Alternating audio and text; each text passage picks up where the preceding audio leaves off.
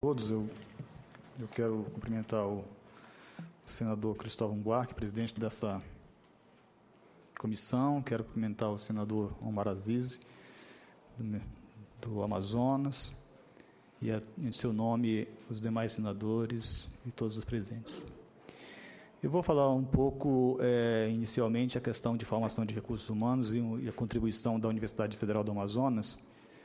E quero fazer isso porque vocês vão perceber mais adiante de que o programa Ciências Sem Fronteiras, para nós, ainda é um programa muito incipiente. Bom, como está colocado no PACT 2007-2010, a ciência, tecnologia e inovação são, no cenário mundial contemporâneo, elementos fundamentais para o desenvolvimento, o crescimento econômico, a geração de emprego e renda e a democratização de oportunidades. E essa formação de recursos humanos, embora ela ocorra em outros institutos, ela é feita fundamentalmente nas universidades e no nível de pós-graduação, que é quem atua mais na questão da ciência e da tecnologia, na pós-graduação das universidades públicas, né? E, portanto, a qualidade desses profissionais, eles que atuam ou vão atuar nas atividades de inovação de produtos, serviços e processos, está diretamente relacionado ao papel da universidade. Bom, qual a importância, então, da Amazônia? Eu vou falar um pouco mais do que de respeito à Amazônia nesse cenário como um todo, né?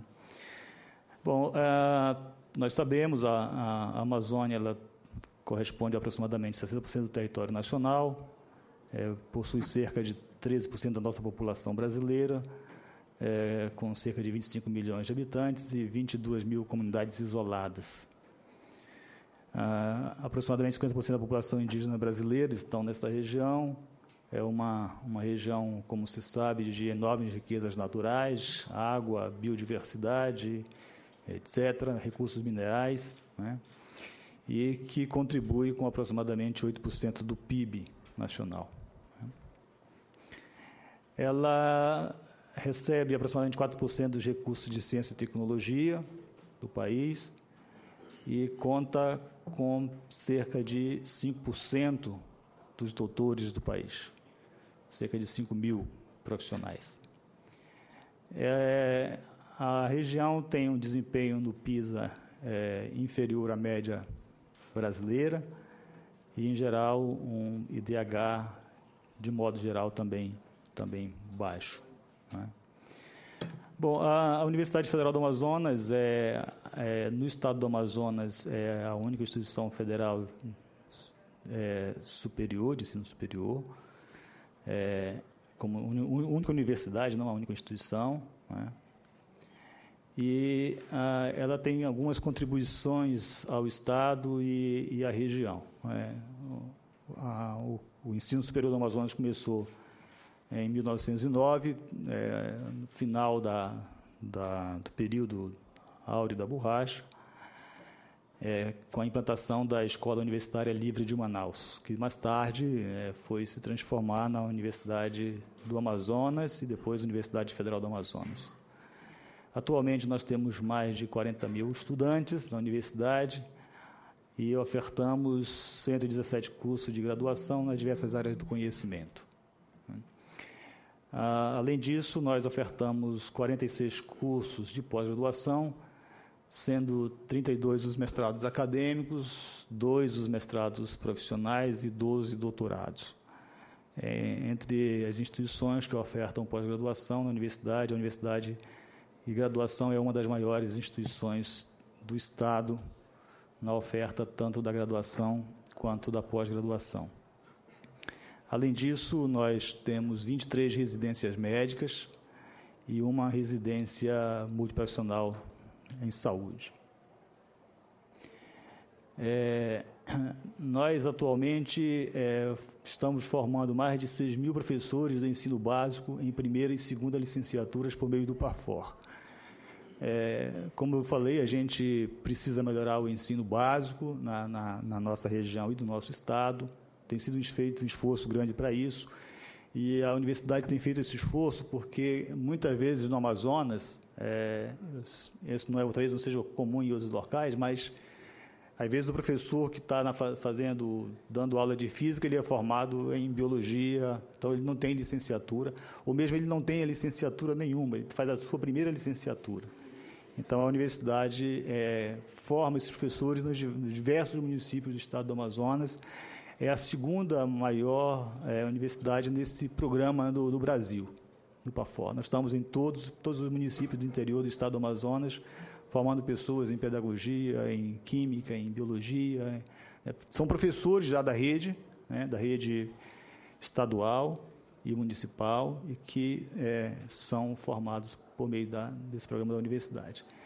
Nós temos diversos cursos de licenciatura indígena. O estado do Amazonas é o estado que tem a maior população indígena do Brasil, então nós temos programas específicos.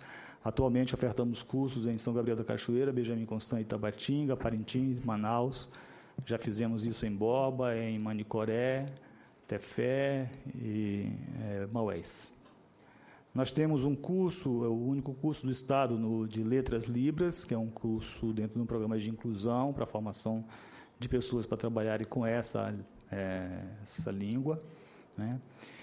E apenas um dos exemplos da questão da pós-graduação, esse é um programa chamado Rede Bionorte, programa PPG Bionorte, um programa de pós-graduação que é feito em rede com as outras universidades da Amazônia Legal, coordenado pela Universidade Federal do Amazonas, que iniciou em 2012, que já formou 7 doutores na área de biotecnologia e biodiversidade, e que atualmente conta com um grupo de 360 doutorandos, né?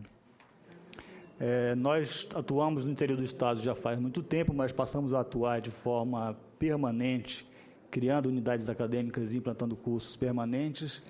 A partir de 2005, estamos completando 10 anos desse processo de criação de universidades permanentes. Esses são os municípios nos quais a universidade tem as suas unidades permanentes, começando com Benjamin Constant, na fronteira com Peru e Colômbia, Coari, Itacoatiara, Parintins e Humaitá. Ao todo, foram 608 vagas em concurso público. São 34 cursos, novos cursos de graduação implantados no interior do estado, 3 novos cursos de mestrado e mais de 7 mil alunos, né? Então, isso é um desafio muito grande, não somente por conta da distância, né, mas uma série de outras questões de logística do estado do Amazonas. O estado do Amazonas tem uma única universidade federal. Eu acho que a gente já tem que trabalhar quando as coisas melhorarem para dividir esse trabalho. Comparação entre alguns indicadores de ciência e tecnologia, né? Esse é um indicador que a gente usa, a Bolsa de Produtividade em Pesquisa e Tecnologia. O Brasil, em torno de 15 mil, a Amazônia, cerca de 400, no Amazonas, 74, na UFAM, 35. Produtividade no de respeito à percentagem por região, a maior percentual é na região sudeste, e o menor percentual, como se pode perceber, aí na região norte, apenas 2%.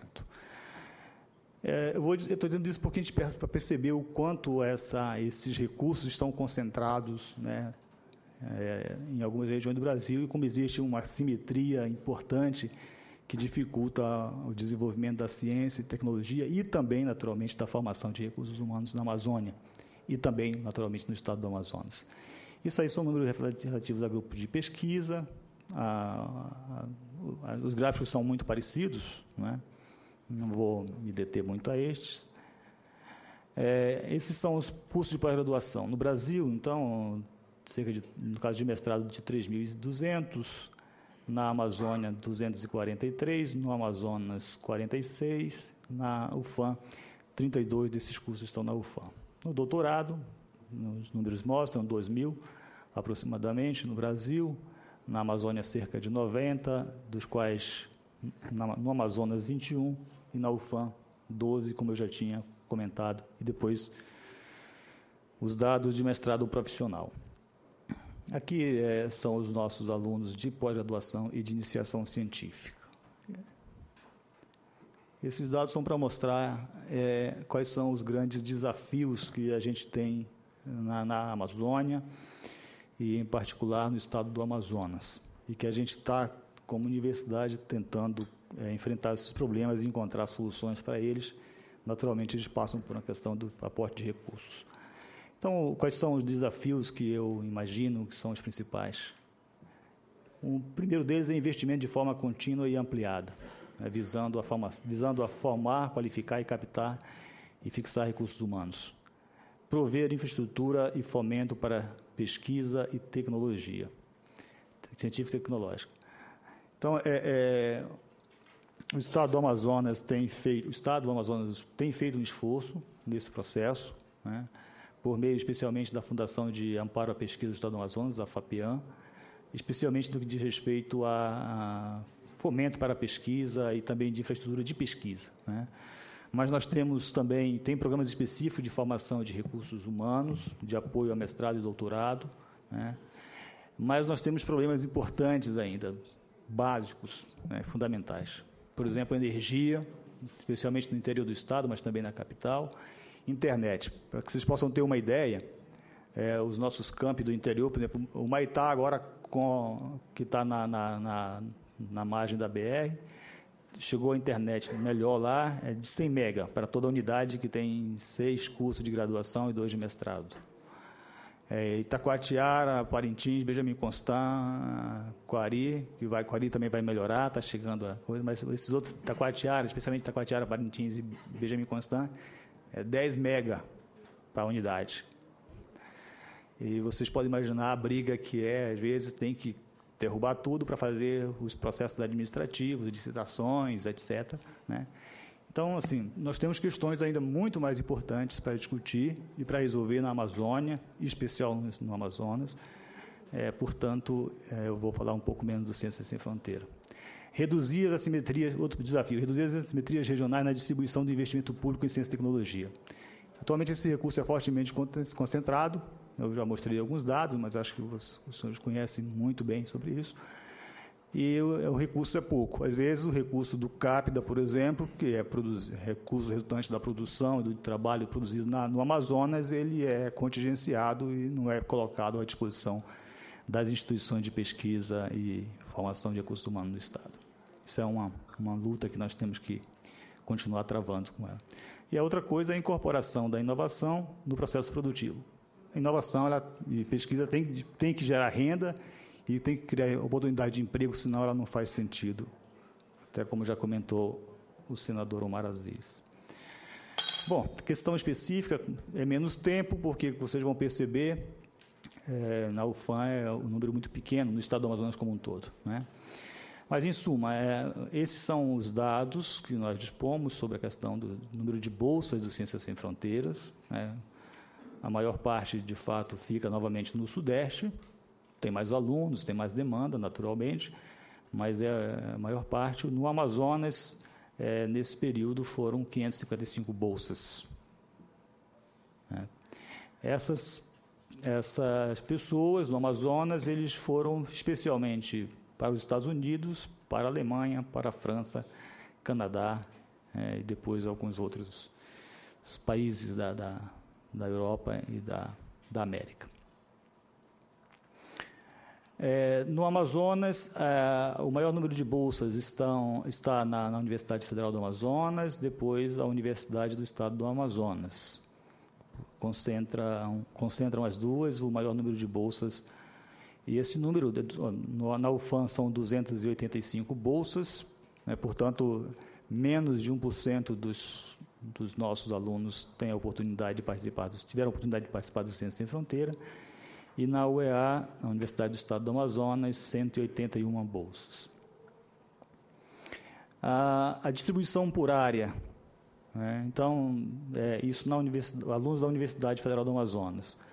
A engenharia, as engenharias e demais áreas tecnológicas, o maior número, 99 bolsas. Depois, na área de biologia, ciências biomédicas e saúde, e depois computação, tecnologia e indústria criativa. E aqui talvez seja a grande questão, né? Até que também concordo quando a maior parte da bolsa, 94% das bolsas nossas foram para a graduação, quando na verdade nós deveríamos levar muito mais para pós-graduação, trazer pesquisadores. Né? Isso aqui eu acho que é o nosso grande problema. Né? E aí foram apenas 9 doutorados sanduíche, 9 doutorado pleno, a atração de 3 jovens talentos e um pesquisador visitante. Então, assim, nós precisamos realmente, acho que, melhorar essa distribuição como um todo, focar na pós-graduação, que talvez seja assim, o grande desafio nosso particular, mas do programa como um todo do Ciências Sem Fronteira. Só uma questão de número de gênero, não é mais importante do que isso. Eu agradeço a todos pela atenção e pela oportunidade. Muito obrigado. Obrigado. Presidente, só para cumprimentar meu reitor, eu tenho orgulho de ser formado em Engenharia Civil pela Universidade Federal do Amazonas. E é também um orgulho para nós, doutor. Contribuir para a democratização da nossa universidade, quando nós fizemos a primeira eleição para reitor, quando foi o doutor Marcos Barros foi eleito, foi presidente do IBAMA, e como governador, Deus me deu a oportunidade de construir, está em construção, a cidade universitária da Universidade Estadual do Amazonas, que é uma área de 10 mil hectares, onde nós teremos lá é um negócio que eu faço questão de levá-lo para conhecer, é um negócio que me orgulha muito. E se teve uma área que me deu satisfação até meus princípios que norteiam minha vida pública, essa área foi uma área que eu atuei bastante, com uma parceria muito grande de 2 secretários, o secretário de Ciência e Tecnologia e o presidente da FAPEAM, Fundo de Amparo de Pesquisa do Estado do Amazonas. Nós conseguimos fazer parcerias com a Universidade Federal do Amazonas, com a Universidade Estadual e com outras instituições de ensino, para que a gente formasse doutores, formasse mestrado, financiasse esse trabalho. Você vê que é muito pequeno ainda a nossa região, mas eu tenho certeza que, se a gente trabalhar um pouco mais, esse fruto poderá ser maior. Parabéns, Edinaldo, e quero aqui cumprimentar todos os dirigentes da universidade, da minha universidade, né, da qual eu fiz parte, da qual eu estudei e tive a felicidade de me formar. Eu fiz questão que ele estivesse aqui, é bairrismo. Eu quero agradecer pela oportunidade, senador, é muito importante para nós, e também pelo apoio de sempre. Muito obrigado. Pelo tamanho do Amazonas, não dá para ser bairrismo, é planetismo. Eu passo a palavra ao Marcelo José de Melo Rezende, que é diretor de acompanhamento e integração acadêmica agora chegou a vez da minha universidade, UNB, a quem eu agradeço muito o esforço para estar aqui conosco nessa manhã. Sei que havia grandes dificuldades e conseguiu vir. Muito obrigado, senador. Bom dia a todos e todas. Em nome do senador Gustavo Buarque, cumprimento os membros da mesa, professores, colegas, enfim.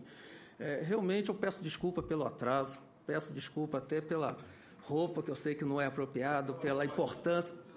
O senador estava, então, mas, enfim, houve um problema de comunicação na universidade, eu peço desculpa a todos aí, mas, enfim, eu acho que o mais importante é trazer um pouquinho da realidade, da experiência que a Universidade de Brasília tem com o programa Ciência Sem Fronteiras, e que isso aí possa servir para ajudar, né, os senhores aí na reflexão, enfim. Eu quero adiantar que eu sou defensor do programa, acho interessante, precisa fazer alguns ajustes, tem algumas sugestões, mas tem colegas na universidade que até hoje ainda não gostam muito do programa, enfim, são críticos, mas eu acho que isso faz parte da democracia, né? Então, enfim, vamos em frente lá. A Universidade de Brasília, ela, desde o início do programa, aderiu ao programa. Só que foi o seguinte, o que aconteceu lá? No início foi para o Decanato de Pesquisa e Pós-Graduação, Pró-Reitoria, né, que a UNB ainda tem, aqui a estrutura se chama Decanato, mas a Pró-Reitoria de Pesquisa e Pós-Graduação assumiu o programa. E, no início, historicamente, o que nós observamos lá foi que eram mais de 200 alunos que participaram dessas primeiras chamadas, e aí não houve um acompanhamento, um controle desses alunos. Então, só para ter uma ideia, parte desses alunos fizeram a inscrição nos editais na época, foram homologados pela Universidade de Brasília, eles foram homologados e aí simplesmente foram. partiram sem um controle acadêmico. Conclusão, depois lá de 1 ano participando do programa, teve aluno que foi desligado, porque na UNB uma das regras para o desligamento do aluno é não fazer matrícula em 2 semestres consecutivos. Então, caracterizou o abandono. Enfim, então, em 2012, aí o programa, apenas para a categoria graduação, bolsa graduação, foi para a minha diretoria. Então, realmente, eu peguei o programa, assumi a partir do final de 2012. Então, houve esse problema, né, o controle, enfim. Mas hoje está tudo tranquilo, até com a documentação, algumas alterações feitas pelo CNPq e pela CAPES, aquele termo de compromisso, tem um controle, ok, isso aí não acontece mais. Então, assim, os dados que eu tenho é a partir mesmo de 2012. Tem algum total que eu vou passar para vocês, mas, enfim. Então, na Universidade de Brasília, nós temos aqui essa divisão, então eu só cuido aqui a parte de graduação, as bolsas, né, categoria graduação, e alunos de pós-graduação, essas bolsas aí na decanato de pesquisa e pós-graduação. Mas ainda, eu acho que como nas outras universidades, não é significativa a participação dos alunos em pós-graduação, portanto tem toda aquela história de, né, parte do recurso destinado à pós-graduação, o governo, o CAPES, sei lá, transfere para a graduação, enfim. E pesquisador visitante também não é muito significativo. Bem, até setembro do ano passado, 2014, quando, né, nós tivemos as últimas chamadas, os editais, a situação da Universidade de Brasília era essa aí. Ela hoje, no final do ano passado, né, final de 2000, espera aí que eu voltei tudo aqui. Bem, no final de 2014, então, tinha um total de 43.823 discentes, isso aqui é graduação. Na pós-graduação, 8.129, ok? E aí o que a gente tem, quer dizer, total, né, graduação e pós-graduação. Aí 8.000 na pós-graduação e graduação 35.694. Aqui eu fiz no final do ano passado, nesses dados, eu fiz uma conta rápida para ver os alunos aptos para participar do programa de Ciência Sem Fronteira. Isso aqui adotando aquele critério da posição do aluno no currículo. Ou seja, ele tem que ter lá, né, mínimo de 20% dos créditos aprovados, máximo 90%. Isso é critério dado do governo. Então, você seleciona nessa faixa aí, nós vamos ter um total aí de 24.156 alunos, que na época nós tínhamos lá um total de 2.656. Isso aqui é acumulado desde o início do programa, 2011. Então, só para ter uma ideia do percentual de alunos que a Universidade de Brasília estava participando, né, no programa, dá em torno aqui, se você for considerar os aptos, 10,99%, e o total, né, os aptos aqui seria o totalzão 7,44%, que é um percentual bem significativo. Tem alguns índices aí que colocam o ideal seria 10% de internacionalização, então, em termos assim, de mandar aluno para fora em função do programa Ciência Sem Fronteira, Brasília até que a Universidade de Brasília até que tem um desempenho satisfatório. O contrário é que não, nós recebemos muito pouco. E o que nós temos lá não chega a 2%, é muito da último levantamento que eu estava conversando com a assessoria internacional, são alunos do Chile, da Colômbia, enfim, aqui da América do Sul, de língua estrangeira muito pouco. Isso aí é a barreira principal, é porque a Universidade de Brasília, não sei nas outras universidades, tirando os programas de pós-graduação, as aulas na graduação são tudo em português, né? Então, assim, nós precisaríamos começar a implantar, vivenciar aí aulas em outras línguas, em inglês, para poder absorver, porque é uma barreira para poder receber esses alunos aí, né, internacional. Bem, isso aqui é dados daquele período que eu falei, até de 2012 até 2014, excluindo as primeiras chamadas, né, no ano de 2011. Isso aqui eu gosto de mostrar porque até hoje aqueles que criticam, né, o programa falam que é desperdício de dinheiro público e que vai para aquela... Houve um evento que Portugal, que foi uma demanda muito grande, depois redirecionou para outros países. Então, aqui mostra que não. Já via dados também do professor, do colega ali, lá em São Paulo. É mais ou menos isso daí. Você vê que o principal país que recebe os alunos da Universidade de Brasília são os Estados Unidos, depois Reino Unido, Alemanha, Austrália, Canadá, enfim. Então, são os principais destinos aí. Você vê, dos 10 países aqui listados, absorve 87,80% do total dos alunos que participaram do programa Ciência Sem Fronteiras. Então, nesse ponto aí está interessante, não tem nenhuma crítica. Com relação aos cursos, listei aqui os 10 cursos que mais mandam alunos do programa Ciência Sem Fronteiras, na Universidade de Brasília. Tem essa particularidade aqui do arquitetura e urbanismo, porque já há alguns anos o curso ele já tem convênio com universidades na Europa, inclusive em Itália e Milão tem até com dupla diplomação. Então, assim, já é uma certa rotina, é uma realidade no curso de arquitetura e urbanismo na Universidade de Brasília, essa vivência, esse intercâmbio, por isso que tem essa participação aqui maior. Depois tem lá as engenharia civil, medicina, aí as engenharias, enfim, como é esperado em função das áreas de interesse lá, farmácia, engenharia florestal, engenharia de energia.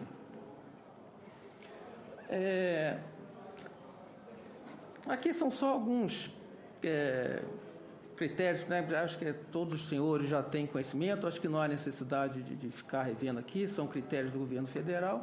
E só na UNB, o que a Universidade de Brasília adota? Esse IRA aqui, igual ao superior a 3. IRA é o Índice de Rendimento Acadêmico. Existe uma fórmula lá, um pouquinho complexa, que vê assim, o desempenho dos alunos nas notas que ele tira. A Universidade de Brasília tem um sistema de menção, então você tem faixas, por exemplo, MM vai de 5 a 6,9, depois MS de 7 a 8,9, enfim.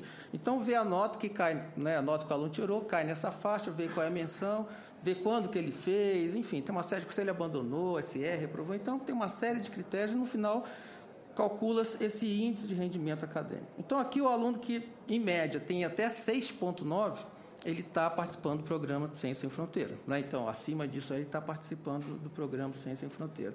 É o critério que a Universidade de Brasília adota para homologar ou não a inscrição. Aqui nós estamos tendo até faço um parênteses, porque a Universidade de Brasília, ela cobra esse rendimento acadêmico no momento da pré-partida. Ou seja, como existe um tempo relativamente grande, academicamente chega até às vezes 2 semestres, entre a inscrição que o aluno faz e a homologação dele pela Universidade de Brasília, até a saída na pré-partida, então às vezes você tem pelo menos 1 semestre letivo, às vezes até 2. Foi o que aconteceu, por exemplo, agora em 2014, os inscritos no último edital das chamadas que nós homologamos no meio do segundo semestre de 2014, aí terminou o semestre, teve o primeiro semestre de 2015, enfim, nós tivemos 3 casos de aluno que, em função de reprovação, o IRA que estava ali, próximo de 3, caiu. Foi para 2,8, 2,7. Aí nós não assinamos o termo de compromisso, porque a Universidade de Brasília entende que o critério de excelência ele tem que ser mantido, e não apenas no momento da inscrição. Resultado disso é que esses alunos entraram na Justiça, 2 tiveram liminar e foram para o Ciência Sem Fronteira, porque eu assinei, porque manda quem pode, obedece quem tem juízo. Mas, enfim, a Procuradoria lá está tentando rever isso daí. Mas os alunos foram. Mas, assim, pouco. Dentro do universo que nós temos, eu acho que não é significativo. Mas a Universidade de Brasília controla isso daí. A questão da homologação, então, é um processo muito lento, muito demorado. Isso aí traz esse problema, como eu falei, questão lá do IRA. Tá? No restante aí, não há necessidade de entrar em detalhes, enfim, que já é conhecimento de todos. Isso aqui também são alguns cuidados que o aluno tem que ter. Eu só coloquei aqui porque isso aí, o aluno, o bolsista, que tem que providenciar. E nós temos aí 2 problemas aqui que eu gostaria de ressaltar. Questão do seguro-saúde. É muito comum o aluno lá pegar o mais barato. Muitas das vezes que não cobre, não tem uma cobertura adequada.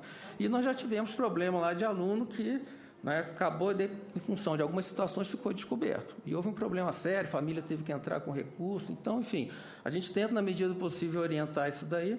E essa questão de passagem também é um outro problema, que a gente orienta o aluno já a comprar passagem de ida, de volta, mas existe casos de alunos que já vão pensando em ficar mais tempo lá. Então, ele só compra, tenta adiar a passagem, enfim, é uma outra novela isso daí. Eu gostaria só de ressaltar aqui algumas situações que os coordenadores de curso de graduação costumam colocar lá como problema, como até uma orientação. Primeiro ponto é esse aqui, universidade parceira. Eu sei que o programa ele é muito grande. Eu acho que com recurso do Estado, acho que é o maior programa, se não me engano, porque tem outros países que têm um programa muito grande, mas parte é financiada pelo governo, parte é pela custa da família, iniciativa própria do aluno, enfim. Mas tem muita universidade que não cumpre o papel que está acordado. Tem muita universidade que, por exemplo, o aluno chega lá, já está selecionado, sabe que vai para a universidade e tal, chega lá, não tem a disciplina para fazer, não tem como, não está disponível para o aluno o que ele vai fazer. Como é que o coordenador aqui, a gente vai poder sentar, analisar, ver quais as disciplinas interessantes para aquele aluno em função da situação curricular que ele está, os conhecimentos que ele tem. Então, assim, às vezes chega lá, ele meio que repete disciplina que já fez. Então, isso aí é um problema e é uma obrigação da universidade parceira. Pelo menos é o que eu, até hoje, pelo que me parece, acho que é obrigação, né, no acordo aí com o governo brasileiro, ela é obrigada a disponibilizar isso daí. E tem vários casos. Isso aqui é uma situação complicada. Então, isso aí é uma crítica constante que tem, vira e mexe coordenadores, vão lá e fazem essa crítica aí, tanto dessa disponibilidade das disciplinas para o aluno fazer, quanto até mesmo a questão de universidade, que às vezes uma universidade que o coordenador para aquele curso, para aquela área de conhecimento acha interessante e que não faz parte lá. Então, eles normalmente cobram muito, isso aí eu já passei lá, os coordenadores no CNPq, na CAPES, enfim, que a universidade gostaria de ter uma interação maior até nesse planejamento da escolha das universidades parceiras.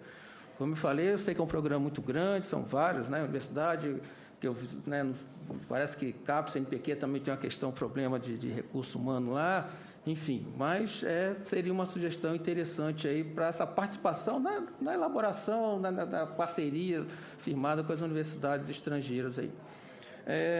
Outra questão, essa solicitação de prorrogação do período de intercâmbio, isso aí nós temos vários alunos que se destacam, então é muito comum aí essa solicitação para o aluno que ele quer ficar ao fazer estágio em alguma empresa, ou então, de repente, algum projeto de pesquisa no próprio laboratório lá da universidade. Então, isso aí tem sido uma constante de vários alunos lá na Universidade de Brasília. E a avaliação do relatório final, só que o coordenador também participa ativamente, o coordenador de curso participa ativamente. Já melhorou muito, né, isso aqui, porque pelo volume de alunos que a Universidade de Brasília tem, isso aqui já foi um problema, já teve até alguns coordenadores que não gostariam, se recusaram a fazer isso aí, eu fiz pessoalmente, mas, enfim, hoje está tendo uma participação mais efetiva e a gente vê um resultado positivo aí dos alunos, de modo geral, no desempenho que eles têm lá fora.